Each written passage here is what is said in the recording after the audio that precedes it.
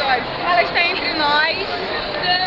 E é tipo, é uma pessoa que eu discuti muito com ela. E que não gostou muito. E que não gostou como você ficar no time no papel de presente.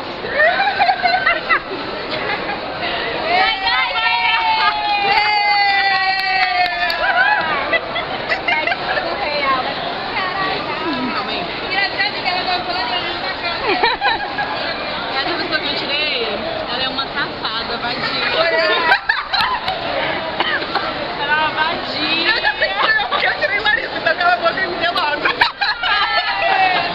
Eu cheguei a Larissa, a pessoa que eu detesto, que eu tenho que aguentar esse sorriso durante 3 anos, e eu tirei essa varinha. Por que ninguém me deu um abraço? Larissa, virei falar. Todo mundo sabe de quem eu tirei, né?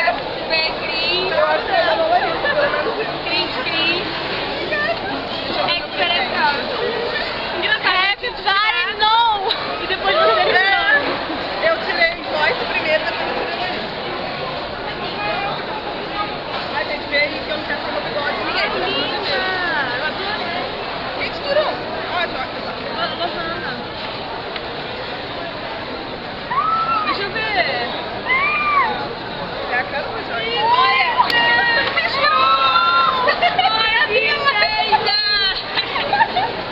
O que foi, amiga? Continuar filmando? Que é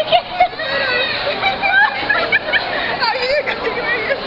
Ai, que pelo amor de Deus, eu tô fechada. Eu não tinha visto essa olha! Cara, Rendinha! linda. É pra continuar filmando? Não, agora que todo mundo sabe. Calma aí. Ah, você parou? Não. Olha só, eu tô revoltada porque o presente me dá isso aqui. Daqui. Isso aqui era pra ser meu e de mais ninguém. Toma. Não vou tirar. Ai, Jesus, só vocês mesmos. Gente, agora pra terminar essa confraternização, vamos cantar uma bela canção. Vai nadar, 10 por 1 real, assim, cara de lá. Você não passa mal, só que compra em Santa Cruz, Moana e Maricá. A Cris compra em Madureira e a Larissa na Central. Caramba, chegadinho, morre de inveja. Morre de inveja. É pra parar agora? Agora